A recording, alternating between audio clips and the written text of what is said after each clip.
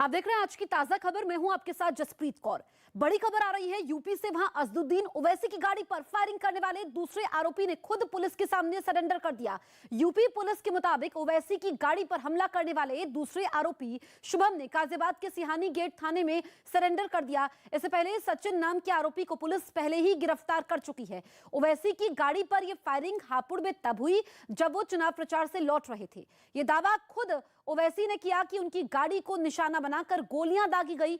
हालांकि कुछ ही देर में दूसरी गाड़ी में सवार होकर वो दिल्ली पहुंच गए। न्यूज़ 18 पर ओवैसी ने खुद पूरी घटना का ब्यौरा सुनाया। श्री असदुद्दीन ओवैसी के काफिले पर छिजारसी थाना पिलखवा जनपद हापुड़ पर अज्ञात 2 व्यक्तियों द्वारा फायर किया गया। इस घटना पर पुलिस द्वारा तत्परता से कार्रवाई करते हुए एक अभियुक्त सचिन को गिरफ्तार कर लिया तथा थोड़े अंतराल के बाद दूसरे अभियुक्त शुभम को भी गिरफ्तार करके उनके पास से अवैध असला एवं घटना में प्रयुक्त ऑल्टो कार को भी बरामद कर लिया गया है। प्रारंभिक पूछताछ के दौरान अभियुक्त सचिन द्वारा बताया गया कि माननीय सांसद की पार्टी के पदाधिकारियों द्वारा दिए गए वक्तव्य से व्यथित होकर इस घटना को कारित किया है। घटना की छानबीन एवं साक्ष्य संकलन हेतु टीम का गठन कर दिया गया है एवं इसके कारणों की विस्तृत जांच की जा रही है। यूपी चुनाव है, काफी माहौल गरमाया हुआ है। आपकी गाड़ी पर हमला किस ओर इशारा करता है? आपको क्या किसी पे शक हुआ है कुछ? नहीं, मुझे नहीं मालूम कौन है। ये तो सरकार का, प्रधानमंत्री का और उत्तर प्रदेश एडमिनिस्ट्रेशन का काम है। वो पहचाने कौन है, जाने कौन है, किसने किया ये उनका काम है। वो पहचाने कौन है, पकड़े उनको, क्योंकि उनको पूरा रेकी किया, प्लानिंग की, कॉन्स्पिरेसी की, और जाहिर है कई दिन से प्लानिंग कर रहे होंगे। इतने इनके पास गोलियों के राउंड कहां से आए? फायरिंग पे फायरिंग कर रहे हैं। ये वो लोग हैं जो नाथूराम गोडसे की नाजायज औलाद हैं। ये वो लोग हैं जो भारत के संविधान से नफरत करते हैं। ये वो लोग हैं जो माइनॉरिटीज, दलित और उनकी पॉलिटिकल एम्पावरमेंट के खिलाफ हैं। ये वो लोग हैं जो भारत की आइडियोलॉजी को, भारत की इस प्लुरलिज्म को खत्म करना चाहते हैं। तो ये सब उनकी तरफ से किया जा रहा है। हमले से पहले क्या आपको कोई धमकियां मिली और क्या पार्लियामेंट में आप इस मुद्दे को उठाएंगे? और सरकार से क्या मांग, मौजूदा सरकार से क्या मांगे आप? हमको मीडिया के लोगों ने बताया कि प्रयागराज में जो धर्म संसद हुआ उसमें हमारे ताल्लुक से लखत्तर बातें की गई। क्या योगी सरकार को नहीं मालूम था कि धर्म संसद प्रयागराज में हो रहा है? हर आदमी हमको गाली दे रहा है, हमारी जान लेने की बात कर रहा है।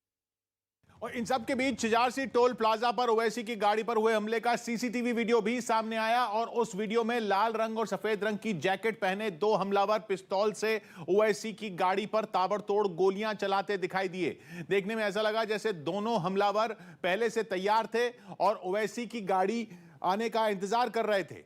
इस बीच जैसे ही उनकी गाड़ी टोल प्लाजा पर पहुंची, उन दोनों हमलावरों ने उनकी गाड़ी पर फायरिंग शुरू कर दी। वो दोनों दौड़ते हुए गाड़ी पर गोलियां चलाते हुए दिखाई दिए।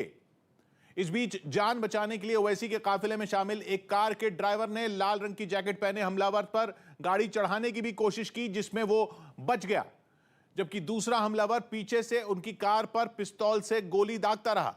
बाद में दोनों हमलावर वहां से फरार हो गए। चुनाव प्रचार करने के बाद ओवैसी दिल्ली लौट रहे थे। उस वक्त रास्ते में छिजारसी टोल प्लाजा आया जहां यह घटना हुई। पुलिस दावा कर रही है कि गोली चलाने वाले एक शख्स को गिरफ्तार किया जा चुका है। माना जा रहा है कि गिरफ्तार युवक वही है जो वीडियो में पिस्तौल लहराता दिख रहा है, जो अभी तस्वीरों में आपको पिस्तौल लहराता दिख रहा है। माना जा रहा है कि जो गिरफ्तार किया गया है वो यही शख्स है। पुलिस ये भी कह रही है कि एक और उसका साथी वो भाग निकलने में कामयाब रहा। सीसीटीवी वीडियो सामने आया। ये छिजारसी टोल प्लाजा का ओवैसी की गाड़ी पर हुए हमले का सीसीटीवी वीडियो में लाल रंग और सफेद रंग की जैकेट पहने 2 हमलावर पिस्तौल से ओवैसी की गाड़ी पर ताबड़तोड़ गोलियां चलाते दिखाई दिए। ऐसा लगा जैसे दोनों हमलावर पहले से तैयार थे, ओवैसी की गाड़ी आने का इंतजार कर रहे थे। जैसे ही उनकी गाड़ी टोल प्लाजा पर पहुंची, दोनों हमलावरों ने उनकी गाड़ी पर फायरिंग शुरू कर दी। दोनों दौड़ते हुए गाड़ी पर गोलियां चलाते दिखाई दिए। जान बचाने के लिए ओवैसी के काफिले में शामिल एक कार के ड्राइवर ने लाल रंग के जैकेट पहने हमलावर पर गाड़ी चढ़ाने की भी कोशिश की, जिसमें वो बच गया, जबकि दूसरा हमलावर पीछे से उनकी कार पर पिस्तौल से गोली दागता रहा। बाद में दोनों वहां से फरार हो गए। चुनाव प्रचार करने के बाद ओवैसी दिल्ली लौट रहे थे। उस वक्त रास्ते में छिजारसी टोल प्लाजा आया जहां यह घटना हुई। और यूपी पुलिस ने दावा किया कि जिन 2 लोगों ने इस हमले को अंजाम दिया वो दोनों अब पुलिस की गिरफ्त में हैं। यह घटना उस वक्त हुई जब ओवैसी मेरठ में अपना चुनावी कार्यक्रम खत्म करने के बाद कार से दिल्ली लौट रहे थे। और जैसे ही उनकी गाड़ी पिलखुआ इलाके में चिजारसी टोल प्लाजा के पास पहुंची, कुछ लोगों ने उनकी गाड़ी पर फायरिंग शुरू कर दी। इस घटना के बाद तो वहां हड़कंप मच गया। इस वक्त की बड़ी खबर आपको बता दें, पंजाब में ईडी का बड़ा एक्शन देखने को मिला है। सीएम चन्नी के भतीजे को गिरफ्तार किया गया है। तो ये बड़ी खबर है, चन्नी के भतीजे को गिरफ्तार किया गया है, भूपेंद्र हनी को गिरफ्तार किया गया है और ये गिरफ्तारी हुई है अवैध खनन के मामले में। और 7 से 8 घंटे तक पहले पूछताछ होती है, उसके बाद गिरफ्तारी होती है। ईडी को छापे में 10 करोड़ रुपए कैश मिला था, जिसके बाद राजनीतिक सरगर्मियां काफी ज्यादा बढ़ गई थी और ऐसे में अब ये ईडी ने बड़ा एक्शन लिया है। मुख्यमंत्री चन्नी के भतीजे को यहां पर गिरफ्तार किया गया है और ये गिरफ्तारी तब हुई है जब उनसे इससे पहले 7 से 8 घंटे तक पूछताछ होती है। इससे पहले जब ईडी कार्रवाई करती है तो 10 करोड़ रुपए कैश मिला होता है और जब चन्नी से इस बाबत पहले पूछा भी जाता है तो वो कहते हैं कि वो अपनी जिम्मेदारी ले सकते हैं लेकिन रिश्तेदारों की नहीं। लेकिन अब विरोधियों को मौका भी मिल गया है और गिरफ्तारी होती है। चुनावी मौसम है, कुछ ही समय रह गया है मतदान को, ऐसे में ये बड़ी कार्रवाई ईडी की तरफ से की गई है। पंजाब में ईडी ने ये बड़ा एक्शन लिया है। इस वक्त की ब्रेकिंग न्यूज आपको बता रहे हैं न्यूज़ 18 इंडिया पर। पंजाब के सीएम चन्नी के भतीजे को गिरफ्तार किया गया है, भूपेंद्र हनी को यह गिरफ्तार किया गया है। चमन पलानिया मेरे सहयोगी इस वक्त फोन लाइन पर मौजूद है। चमन, चुनावी मौसम में ये ईडी ने बड़ा एक्शन लिया है। जी देखिए, जिस तरह से चरणजीत सिंह चन्नी के जो भतीजे थे उनको ईडी ने कुछ दिन पहले ही रेत खनन मामले और मनी लॉन्ड्रिंग मामले में पूछताछ के लिए पहले भी बुलाया था और उनके घर पे जो है मोहाली में जो है पहले ही ईडी ने रेड की थी। तो कल रात जो है उन्हें लगभग 1 बजे जो है ईडी ने जलंधर से जो है वो गिरफ्तार कर लिया है और आज उन्हें जो है इसी मामले में जो है जो रेत खनन मामला है और मनी लॉन्ड्रिंग जो मामला है उनसे घर से लगभग जो है 7 करोड़ रुपए जो है बरामद किए गए थे और उसी की पूछताछ के लिए कल उन्हें जो है वो भूपेंद्र सिंह को जो है ईडी ने जलंधर ऑफिस में बुलाया था। तकरीबन 8 घंटे पूछताछ करने के बाद उसका वो जवाब नहीं दे पाए कि वो पैसा उनको कहां से आया था उनके पास। उसके बाद जो था ईडी ने जो है उन्हें गिरफ्तार कर लिया गया और आज जो है उन्हें मोहाली कोर्ट में जो है वो दोपहर के बाद जो है वो पेश किया जा सकता है। बिल्कुल चमन, तो क्योंकि भूपेंद्र हनी ने जवाब नहीं दिया, ये नहीं बता पाए कि कैश कैसे उनके पास आया, तो क्या माना जाए कि कुछ और गिरफ्तारियां भी हो सकती हैं अब इसके बाद? जी देखिए, जहां तक हमारे सूत्र बता रहे हैं कि हनी सिंह से जो है लगातार जो है ये भी पूछा जा रहा है कि मुख्यमंत्री चरणजीत सिंह से उनका जो कनेक्शन है वो क्या है और पैसा कहां से आया है। और जहां तक ईडी को भी पता लगा है कि कहीं ना कहीं जो इनके साथ जो और भी जगह पे अन्य जगह पे जो ठिकानों पे इन्होंने ईडी ने रेड की थी तो उनके साथ भी भूपेंद्र सिंह का क्या कनेक्शन हो सकता है, क्योंकि इस सारे मामले में जो है 10 करोड़ के तकरीबन जो है वो पैसे मिले थे और 7 करोड़ जो था वो हनी सिंह के पास जो था वो पैसे मिले थे उनके घर पर।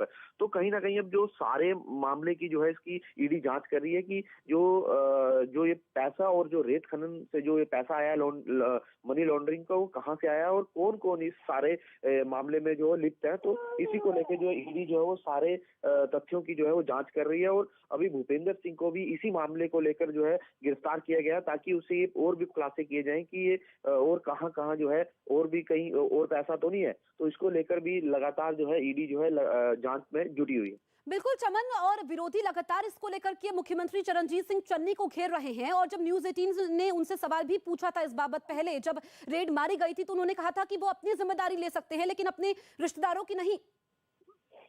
जी देखिए, कहीं ना कहीं मुख्यमंत्री चरणजीत सिंह चन्नी भी पहले भी ये साफ कर चुके हैं कि वो मेरे रिश्तेदार हैं, मैं उनकी जिम्मेवारी नहीं ले सकता और जो जिस तरह का काम करेगा वो खुद भुगतेगा। कहीं ना कहीं अब विरोधी भी लगातार ही जो पहले से ही मुख्यमंत्री चरणजीत सिंह के ऊपर अब जो कुछ ही दिन का समय रह गया पंजाब में जो वोटिंग के लिए 20 तारीख को पंजाब में वोटिंग होनी है, तो उससे पहले लगातार पंजाब मुख्यमंत्री को लगातार ही विरोधी घेरते आ रहे हैं। ठीक है चमन, मैं आपको रोकूंगी, मेरे सहयोगी नीरज भी इस वक्त फोन लाइन पर मौजूद है। नीरज, ईडी ने बड़ा एक्शन लिया है और चुनावी मौसम में चन्नी के भतीजे को गिरफ्तार किया गया है, इसको किस तरीके से आप देखते हैं? देखिए, भूपेंद्र सिंह हनी के ठिकानों पर पहले छापेमारी की गई थी, कई जगह छापेमारी की गई थी, कैश बरामद किए गए थे और उसके बाद ही इन पर गिरफ्तारी की तलवार लटक रही थी। ईडी ने जलंधर में पूछताछ के लिए बुलाया था और अब उनकी गिरफ्तारी हुई है। देखिए, राजनीतिक माहौल में, चुनावी माहौल में इससे चरणजीत सिंह चन्नी पे एक नैतिक दबाव तो जरूर बढ़ेगा, विपक्ष को हमला करने का मौका मिलेगा। ऐसे में जबकि मतदान की तारीख महज 16 दिनों दूर रह गई है, चरणजीत सिंह चन्नी बार बार कहते हैं कि विपक्ष और खासकर केंद्र और भारतीय जनता पार्टी की तरफ से एक कवायद है उन्हें परेशान करने की, लेकिन दूसरे दलों को बड़ा मौका मिल जाता है। ठीक चाहे है आम नीरज, आदमी मैं आपको पार्टी की रोकूंगी। बात इस करें या वक्त अकाली दल से नेता दलजीत सिंह चीमा फोन लाइन पर मौजूद हैं। दलजीत जी, जो ये गिरफ्तारी हुई है इसको आप किस तरीके से देखते हैं? देखिए, ये गिरफ्तारी हुई है, उसके पहले 11 करोड़ की कैश रिकवरी हुई है और सारे पंजाब को मालूम है कि जो चीफ मिनिस्टर हैं वो ओपनली जो सैंड माइनिंग है उसके बिजनेस में इन्वॉल्व है। कुछ देर पहले एक इनकी कॉन्स्टिट्यूंसी में खुलासा हुआ था कि यहाँ नजायज माइनिंग हो रही है, तो सीएम खुद डिफेंड करने के लिए वहां नदी के ऊपर पहुंच गए थे कि ये सारा कुछ लीगल है। तो वो ओपनली जो शुरू से ही 5 सालों से जो है इन्वॉल्व है माइनिंग में, तो ये 11 करोड़ का कैश मिलना, उसके बाद और प्रॉपर्टी डॉक्यूमेंट्स का मिलना, ये तो उसी दिन गिरफ्तार होना चाहिए था। दलजीत जी, जब हमने चन्नी जी से बातचीत की थी, उन्होंने कहा था कि वो अपनी जिम्मेदारी ले सकते हैं और चुनावी समय में उनको घेरने के लिए इस तरह की चीजें हो रही हैं। पहले क्यों नहीं ईडी को याद आई? वो तो ये लगातार कहते रहे हैं। नहीं, देखिए, अभी ये रिकवरी हुई है, ये बात सामने आनी चाहिए कि ये पैसा किस किस को जाता था। ये तो कुछ दिनों का पैसा, ये काम तो 5 साल से चल रहा है। तो ईडी सारा खुलासा करना चाहिए ईडी को कि टोटल 5 साल में कितना पैसा हुआ, कौन कौन बेनिफिशियरी थे। सीएम चन्नी था, कौन कौन और मिनिस्टर्स हैं, कौन कौन एमएलए हैं, कौन कौन और लोग हैं। जब ये सारी बात सामने आएगी तो फिर चन्नी साहब को बताना चाहिए उसके बाद कि क्या जो ठीक है क्या गलत है। लेकिन इस तरीके से इसको कैसे डिफेंड करेंगे कि उनको सिक्योरिटी जो है सीएम का जो काफिला है उससे मिली हुई है, उनको जिप्सी मिली हुई है, उनके पास कोई सरकारी ओहदा नहीं है। तो इतना इम्पोर्टेंट वो लड़का क्यों था, इनका रिलेटिव था, तो इतना इम्पोर्टेंट क्यों था कि उनको सीएम ने खुद अपनी सिक्योरिटी दी हुई है। बिल्कुल। तो चीमा जी, आपको लगता है कि ये जो गिरफ्तारी हुई है इसमें पूरी तरीके से मुख्यमंत्री चरणजीत सिंह चन्नी खुद शामिल हैं? हम आपसे बातचीत करेंगे, लेकिन ये एक्सक्लूसिव तस्वीरें इस वक्त हम आपको दिखा रहे हैं। आप देखिए, ये भतीजे की तस्वीर है, मुख्यमंत्री चरणजीत सिंह चन्नी का भतीजा जिसको गिरफ्तार किया गया है। बड़ी खबर इस वक्त की हम आपको बता रहे हैं न्यूज़ 18 इंडिया पर। और ये तस्वीर आप देखिए, गिरफ्तारी के बाद पहली तस्वीर। इससे पहले उनसे लगभग 7 से 8 घंटे तक पूछताछ होती है जिसमें वो जवाब नहीं दे पाते हैं। जो ईडी उनसे सवाल करती है कि जो कैश की बरामदगी हुई है, ये पैसा कहां से आया, इसको लेकर के ईडी संतुष्ट नहीं होता है और ये अब गिरफ्तारी होती है। उन पर गिरफ्तारी की तलवार पहले ही लटक रही थी, क्योंकि जो पहले रेड की गई थी उसमें काफी ज्यादा कैश बरामद हुआ था और अब ये बरामदगी लगभग 10 करोड़ से ज्यादा की है। काफी ज्यादा सोना भी बरामद हुआ है और लगातार अब विरोधी जो है वो मुख्यमंत्री चरणजीत सिंह चन्नी पर निशाना साध रहे हैं। वो कह रहे हैं कि उनके संरक्षण में ये सब हुआ, उन्होंने अपनी सिक्योरिटी अपने भतीजे को दी हुई थी और ऐसे में वो भी पूरी तरीके से इस अवैध कारोबार में लिप्त हैं। और मेरे साथ इस वक्त अकाली नेता लगातार बने हुए हैं। दलजीत जी, तो आपको लगता है कि पूरी तरीके से ये मुख्यमंत्री चरणजीत सिंह चन्नी के संरक्षण में हुआ, उनकी लिप्तता इसमें है, वो भी इसमें बराबर के भागीदार हैं? देखिए, former chief minister captain Amarinder Singh की ऑन रिकॉर्ड स्टेटमेंट है कि उनकी पार्टी के, कांग्रेस पार्टी के 42 एमएलए और मिनिस्टर्स माइनिंग के बिजनेस में इन्वॉल्व थे। उन्होंने कहा है कि मैंने सोनिया गांधी को ये लिस्ट भेजी थी, लेकिन उन्होंने एक्शन लेने के लिए मुझे अलाउ नहीं किया। तो ये तो सारी कांग्रेस इन्वॉल्व है, अकेला चन्नी नहीं इन्वॉल्व। ऑन रिकॉर्ड इनके अपने जो मुख्यमंत्री है पहले अमरिंदर सिंह, वो मान चुके हैं। जब उनको बोला गया था कि आप कंट्रोल क्यों नहीं कर पाए, तो उन्होंने बोला था कि मैंने सोनिया जी को लिस्ट दी थी, 42 उसमें एमएलए और मिनिस्टर इन्वॉल्व थे, तो मैं इसलिए नहीं कर पाया। चलिए ठीक है, आपका हमसे बातचीत करने के लिए बहुत बहुत शुक्रिया चीमा जी। तो ये एक्सक्लूसिव तस्वीर इस वक्त हम आपको बता रहे हैं, ये है चरणजीत सिंह चन्नी के भतीजे भूपेंद्र हनी जिनकी गिरफ्तारी होती है। गिरफ्तारी के बाद पहली तस्वीर एक्सक्लूसिव आप न्यूज़ 18 इंडिया पर देख सकते हैं। लगभग 7 से 8 घंटे तक इनसे पूछताछ होती है और ईडी इनके जवाबों से संतुष्ट नहीं होता है कि कैश कैसे बरामद हुआ। उसके बाद अब उनकी गिरफ्तारी हुई है। बढ़ते हैं आगे। पटना में एक आदमी ने 2 नाबालिग बहनों को 5 मंजिला इमारत की छत से नीचे फेंक दिया। दिल दहला देने वाली इस वारदात में एक लड़की की मौत हो गई जबकि दूसरी गंभीर रूप से जख्मी है। और पटना के बहादुरपुर इलाके में हुई घटना से वहां हड़कंप मच गया। इलाके में रहने वाले सैकड़ों लोग वारदात की जगह पर जमा हो गए। सूचना पाकर पहुंची पुलिस ने आरोपी को गिरफ्तार कर लिया, लेकिन वहां मौजूद लोगों ने इसका विरोध करते हुए उसे भीड़ को सौंपने की मांग की। यही नहीं, लोगों ने पुलिस के खिलाफ नारेबाजी भी की। किसी तरह भीड़ से बचाकर पुलिस आरोपी को लेकर थाने पहुंची, लेकिन 2 नाबालिग बहनों को छत से फेंके जाने की घटना से गुस्साए सैकड़ों लोग वहां भी पहुंच गए। बताया गया कि थाने का घेराव करने पहुंची भीड़ ने पुलिस पर पथराव किया और वहां खड़े 2 ऑटो में आग लगा दी। तुरंत फांसी की सजा दिया जाए। छोटे छोटे बच्चे, मासूम बच्चे, नादान बच्चा, उसको मार दिया गया। बवाल बढ़ता देख वहां पुलिस के कई बड़े अधिकारी पहुंच गए और उन्होंने खफा लोगों को समझाकर शांत करवा दिया। पुलिस ने भरोसा दिलाया कि आरोपी को सख्त सजा दिलाई जाएगी, जिसके बाद भीड़ का गुस्सा शांत हो गया। वहाँ से गिरफ्तार कर लिए, वो छिपा हुआ था बाथरूम में, चाकू को लिए हुए था, उसे गिरफ्तार करके हम लोग लाए हैं। फिलहाल इस बात का पता नहीं लगाया जा सका कि आरोपी ने इस घटना को अंजाम क्यों दिया। उत्तर प्रदेश के मुख्यमंत्री योगी आदित्यनाथ आज गोरखपुर सदर सीट से नामांकन भरेंगे। योगी आदित्यनाथ पहली बार विधानसभा चुनाव लड़ेंगे। इससे पहले वो गोरखपुर से ही 5 बार सांसद रहे और इस बार पार्टी ने उन्हें गोरखपुर सदर सीट से विधानसभा चुनाव में उतारा है, जिसके लिए वो आज करीब 12 बजे कलेक्ट्रेट दफ्तर में नामांकन भरेंगे। मुख्यमंत्री योगी आदित्यनाथ के नामांकन के बाद केंद्रीय गृह मंत्री अमित शाह, केंद्रीय शिक्षा मंत्री, पार्टी के प्रदेश चुनाव प्रभारी धर्मेंद्र प्रधान और बीजेपी प्रदेश अध्यक्ष स्वतंत्र देव सिंह की मौजूदगी में एक जनसभा को संबोधित करेंगे। महाराजा प्रताप इंटर कॉलेज में बीजेपी कार्यकर्ता सम्मेलन में शहर के विभिन्न वर्गों के चुने हुए 1000 प्रतिनिधि चुनाव आयोग के निर्देशों का पालन करते हुए जनसभा में शामिल होंगे। इन 1000 लोगों में शिक्षाविद, चिकित्सक, सामाजिक कार्यकर्ता, व्यापारी और अधिवक्ताओं समेत सामाजिक संगठनों के प्रतिनिधि होंगे। इस चुनावी जनसभा का प्रसारण सोशल मीडिया प्लेटफॉर्म पर भी करने के इंतजाम किए गए हैं। जनसभा में शामिल होने के लिए केंद्रीय गृह मंत्री अमित शाह, प्रदेश चुनाव प्रभारी धर्मेंद्र प्रधान और भाजपा प्रदेश अध्यक्ष स्वतंत्र देव सिंह सीधे जनसभा स्थल पर पहुंचेंगे। मुख्यमंत्री योगी आदित्यनाथ गोरखनाथ मंदिर में पूजा अर्चना करने के बाद सीधे कलेक्ट्रेट दफ्तर में नामांकन दाखिल करने के बाद जनसभा स्थल पहुंचेंगे। योगी आदित्यनाथ के नामांकन के लिए प्रशासन ने भी कई इंतजाम किए हैं। जनसभा में शामिल होने वाले वाहनों की पार्किंग और भीड़भाड़ को काबू करने की व्यवस्था के लिए बीजेपी कार्यकर्ताओं और हिंदू युवा वाहिनी के कार्यकर्ताओं को तैनात किया गया है। 4 तारीख से 11 तारीख में माननीय आयोग के निर्देशों क्रम में पूरी तैयारियां की जा रही हैं। यहाँ पे सभी 9 नामांकन कक्षों में व्यवस्थाएं की गई हैं। सभी हमारे अधिकारियों को आरओस और एआरओस को प्रशिक्षण करा लिया गया है। सीसीटीवी कैमरा के व्यवस्था की गई है, जिसमें सब कुछ कैमरा के कैद में रहा। मीडिया का प्रबंधन, आवागमन के लिए प्रबंधन, बाकी गाड़ियों के लिए बाहर प्रबंधन, सभी व्यवस्थाएं की गई हैं। सुरक्षा व्यवस्था के लिए पुलिस और मजिस्ट्रेट की तैनाती और उनका ब्रीफिंग किया गया है। आज निरीक्षण करके देखा गया है। 100% आज शाम तक तैयारी पूर्ण हो जाएगी। इसमें कल से नामांकन की जो प्रक्रिया है वो प्रारंभ हो रही है, तो इसके लिए आज हम लोगों ने रिहर्सल किया है। अलग अलग हम लोग बैरिकेडिंग किया है। यहाँ पे डबल लेयर सिक्योरिटी यहाँ पे अरेंजमेंट किया जा रहा है। सीसीटीवी की व्यवस्था की जा रही है, ड्रोन से भी निगरानी की जा रही है और ट्रैफिक डाइवर्जन, ट्रैफिक के लिए जो भी उसमें नामांकन के समय का जो डाइवर्जन स्कीम है उसको हम लोग उसका निर्धारण कर रहे हैं। और भी पूरा भ्रमण डीएम सर के और एसएसपी सर के साथ हुआ है। उसके हिसाब जो भी फीडबैक हमें मिला है उसके हिसाब से हम ड्यूटियों का निर्धारण करेंगे। बीजेपी का गढ़ कहा जाता है गोरखपुर, एक ऐसा अभेद किला कहा जाता है जिस पर अब तक सेंधमारी किसी भी पार्टी के सियासी दांव पेचों के जरिए तो नहीं हो पाई है। इसके पीछे की वजह क्या है और क्या कुछ पूरा गोरखपुर का हाल है, ये जानने के लिए मेरे साथ बहुत सारे यही के स्थानीय लोग मौजूद हैं जो सालों साल बरसों से यहाँ पर रह रहे हैं। सबसे पहले भैया आपका नाम जानना चाहूंगी। गुलाब चंद, गोरखपुर का क्या हाल नजर आ रहा है? बहुत बढ़िया है। मन की बात कहने की आजादी है? नहीं, ठीक है। बढ़िया विकास किया है सीएम योगी आदित्यनाथ? बहुत अच्छा। कैसा विकास किया है सीएम योगी आदित्यनाथ ने? उम्मीद से ज्यादा।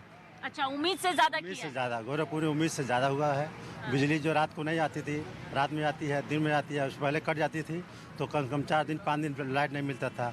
तब बुलाने के बाद अधिकारी नहीं आते थे। आप तो एक बार फोन कर दीजिए, पहुंच जाते हैं सब लोग। चलिए, पीएम और सीएम तो मन की बात अपनी वक्त वक्त पर कह लेते हैं, क्या आप कह पाते हैं अपने मन की बात गोरखपुर में? बहुत विकास हुआ है। अच्छा, बहुत हुआ है, बहुत विकास हो रहा है, अभी और हो रहा है। अच्छा, खुश है? लेकिन बहुत ही खुश है। तभी बीजेपी का अभेद किला कहा जाता है। अभी तक कोई और पार्टी नहीं चल पा रही है यहाँ? कहाँ थे, अभी तो भाजपा चल रही है। हाँ। खुश है भैया यहाँ के विकास से? खुश है, खुश है। हाँ? खुश है। कैसा लगता है? मतलब अच्छा लग रहा है यहाँ पर, काम का मौका मिल रहा है, रोजगार का मौका मिल रहा है? हाँ, मिल रहा है। आप क्या पाते हैं अपने मन की बात? हम तो बाहर से आए हुए हैं। आप बाहर से आए हैं, कितने दिन हो गए? अभी आ जाए हैं यहाँ के नहीं, हम दवाई कराने के लिए। अच्छा, कैसा लग रहा है जब दूसरी जगह पर आते हैं? नहीं, अच्छा लग रहा है, अच्छा लग रहा है। अच्छा, धार्मिक सौहार्द, मेल मिलाप नजर आता है? ये तो अच्छा लग रहा है। अच्छा लग रहा है। कैसा लग रहा है भैया, मजा आ रहा है? एकदम मजा आ रहा था। अच्छा, रोजगार अच्छा है? रोजगार अच्छा है, मेडिकल कॉलेज खुल गया है, फर्टिलाइजर खुल गया है, कॉलेज खुल गया है, हाँ, एम्स खुल गया है। तो जो दवा हम दिल्ली जाते थे, लखनऊ जाते तब सुविधा हमको यहीं मिल जा रहा है। यूपी के गाजियाबाद के लोनी में गृह मंत्री अमित शाह ने पाकिस्तान का जिक्र करते हुए विपक्षी दलों को घेर लिया। लोनी विधानसभा सीट से नंदकिशोर गुर्जर बीजेपी के उम्मीदवार हैं और अमित शाह उनके पक्ष में वहां प्रचार करने पहुंचे, जहां उन्होंने अपने भाषण में पिछली यूपीए सरकार के दौरान पाकिस्तान की तरफ से की गई घटनाओं का जिक्र करते हुए कांग्रेस, समाजवादी पार्टी और बीएसपी पर निशाना साधा। अमित शाह ने आरोप लगाया कि केंद्र में नरेंद्र मोदी की सरकार बनने से पहले तक देश के हालात ठीक नहीं थे। पाकिस्तान से आलिया, मालिया, जमालिया देश के अंदर घुस जाते थे, हमारे जवानों के सर काट कर ले जाते। गृह मंत्री के इस बयान पर समाजवादी पार्टी ने पलटवार किया और उन्हें 2019 में हुए पुलवामा हमले की याद दिला दी। पाकिस्तान जैसा आतंकी देश वो पुलवामा जैसे हमले कर रहा है और हम आज भी उस पुलवामा का बदला नहीं ले पाए हैं। अपने भाषण में अमित शाह ने उत्तर प्रदेश की पिछली सरकारों पर भी निशाना साधा और उन पर बदमाशों को संरक्षण देने का आरोप लगाया। उत्तर प्रदेश के विधानसभा चुनावों के लिए आज पीएम नरेंद्र मोदी एक वर्चुअल रैली करेंगे। इस वर्चुअल रैली में यूपी के 5 जिलों मेरठ, गाजियाबाद, अलीगढ़, हापुड़ और नोएडा को कवर किया जाएगा। इन 5 जिलों में करीब 23 विधानसभा सीटें हैं और इन सभी जगहों पर इस वर्चुअल रैली के लिए कई इंतजाम किए गए हैं।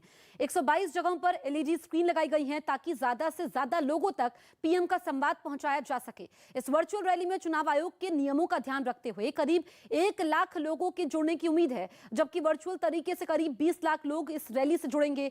पीएम की इस रैली में गोरखपुर से प्रदेश के मुख्यमंत्री योगी आदित्यनाथ भी जुड़ेंगे। योगी आदित्यनाथ के गर्मी वाले बयान पर यूपी में सियासी गर्मी और बढ़ गई, क्योंकि इस बयान पर मचे घमासान में एआईएमआईएम के मुखिया असदुद्दीन ओवैसी भी कूद पड़े और उन्होंने योगी आदित्यनाथ के गर्मी वाले बयान को अपने नए गठबंधन भागीदारी परिवर्तन मोर्चा से जोड़ दिया। भागीदारी परिवर्तन मोर्चा ने जो गर्मी पैदा की है, इससे इन सबको परेशानी हो रही है। असल में कुछ दिन पहले यूपी के हापुड़ में योगी आदित्यनाथ ने इस बयान के जरिए समाजवादी पार्टी को निशाने पर लिया था। एक गर्मी जो अभी किराना में और मुजफ्फरनगर में कुछ जगह दिखाई दे रही है ना, ये सब शांत हो जाएगी इसके बाद। जिस पर बुलंदशहर पहुंचे समाजवादी पार्टी के मुखिया अखिलेश यादव ने फिर पलटवार किया। वो कोई कंप्रेसर थोड़ी है कि हमें ठंडा कर देंगे। एक दिन पहले आरएलडी नेता जयंत चौधरी ने भी गर्मी वाले बयान को लेकर योगी आदित्यनाथ पर निशाना साधा था। निजी सेक्टर की नौकरियों में आरक्षण पर हरियाणा सरकार को झटका लगा। पंजाब हरियाणा हाईकोर्ट ने खट्टर सरकार के उस फैसले पर रोक लगा दी जिसमें हरियाणा के निजी दफ्तरों में 75% नौकरियां राज्य के ही लोगों को देने का नियम बनाया गया था। उत्तर प्रदेश विधानसभा चुनाव के लिए बीजेपी ने अपना नया गाना जारी कर दिया। इस गाने को एक विज्ञापन के अंदाज में पेश किया गया।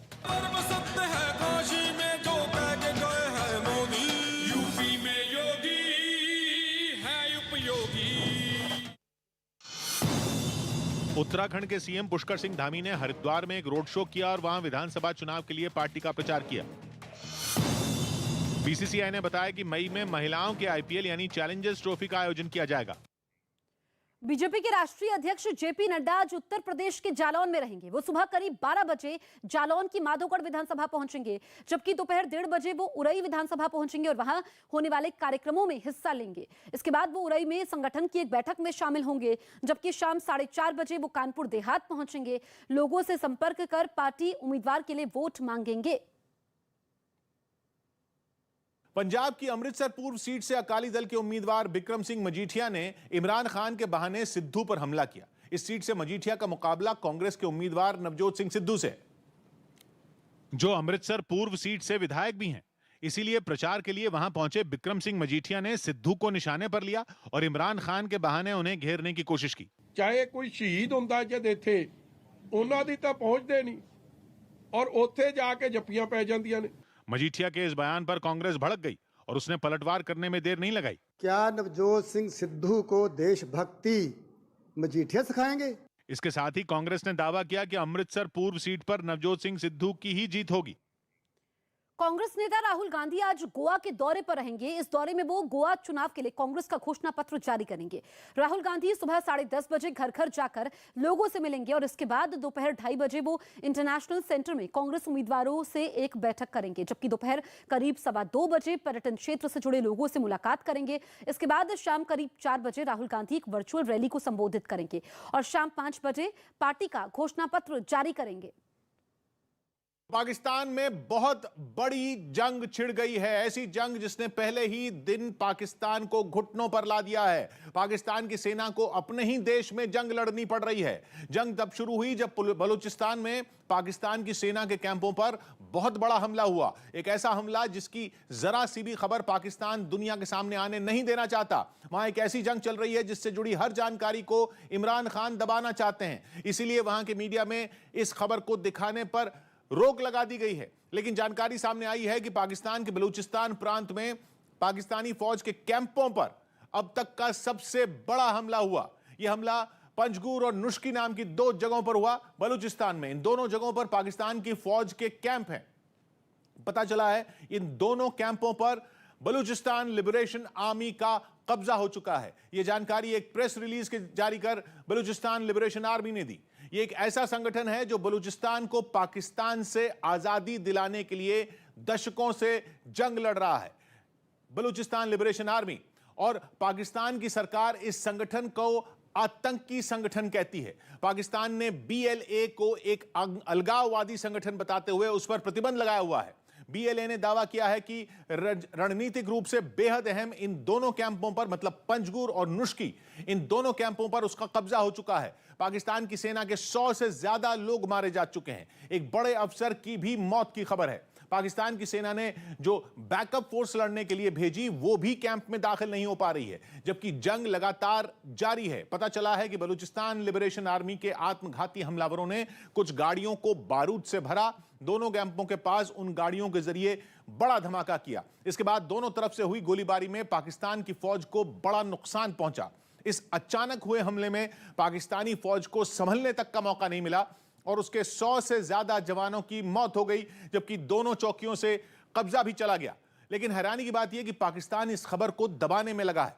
वहां के न्यूज चैनलों पर इस हमले का जिक्र तक नहीं है। यहां तक कि वहां की सेना की एजेंसी ISPR, मतलब इंटर सर्विसेज पब्लिक रिलेशंस, ने हमले की बात तो मानी, लेकिन यह नहीं माना कि नुकसान इतने बड़े पैमाने पर हुआ है। हालांकि यह समझना जरूरी है कि पाकिस्तान बलूचिस्तान में अशांति की खबर दबाने में क्यों लगा है। इसकी जड़ में है चीन, क्योंकि बलूचिस्तान में अशांति का मतलब ही है चीन की दुखती रग पर हाथ रखना, क्योंकि बलूचिस्तान में ही खत्म होता है लाखों करोड़ डॉलर से बन रहा चीन पाकिस्तान इकोनॉमिक कॉरिडोर। बलूचिस्तान में ही ग्वादर पोर्ट है, जिसे चीन सोने का अंडा देने वाली मुर्गी मान रहा है, और ग्वादर तक चीन एक लंबा हाईवे बनाने के लिए पैसा पानी की तरह बहा रहा है। इसी प्रोजेक्ट पर काम करने वाले चीन के 3 इंजीनियर 2004 में एक हमले में मारे गए थे। उसके बाद कई ऐसी घटनाएं हुई जिनमें चीन के नागरिकों और अधिकारियों के मारे जाने की खबरें आईं। अब नौबत यह है कि अगर चीन को यह समझ में आ गया कि पाकिस्तान उसे बलूचिस्तान में सुरक्षा नहीं दे सकता, पाकिस्तान की खुद की सेना सुरक्षित नहीं है, तो पाकिस्तान को चीन से भीख मिलनी भी बंद हो जाएगी, क्योंकि चीन की नजर बहुत पहले से पाकिस्तान के बलूचिस्तान प्रांत पर और खासतौर पर ग्वादर पोर्ट पर है, जो चीन के लिए रणनीतिक रूप से भी और व्यापार के नजरिए से भी बेहद अहम साबित हो सकता है। उससे भी बड़ी बात यह कि यह घटना इमरान खान के चीन दौरे से ठीक पहले हुई। इमरान खान विंटर ओलंपिक्स के उद्घाटन के कार्यक्रम में शामिल होने वाले हैं, जहां उनकी मुलाकात शी जिनपिंग से भी होनी है। लेकिन जितना अहम बलूचिस्तान पूरे पाकिस्तान या चीन के लिए है, पाकिस्तान ने हमेशा उसकी उतनी ही अनदेखी की है। बलूचिस्तान का अपना इतिहास है, अपनी संस्कृति है। वहां के लोग यानी बलोच आबादी खुद को पाकिस्तानी नहीं मानती और इसीलिए दशकों से पाकिस्तान के खिलाफ बलोच समुदाय आजादी की जंग लड़ रहा है। मतलब यह कि दुनिया भर में कश्मीर का रोना रोने वाला पाकिस्तान बलोच समुदाय पर दशकों से जुल्म कर रहा है। पाकिस्तान का दक्षिण पश्चिम हिस्सा है बलूचिस्तान।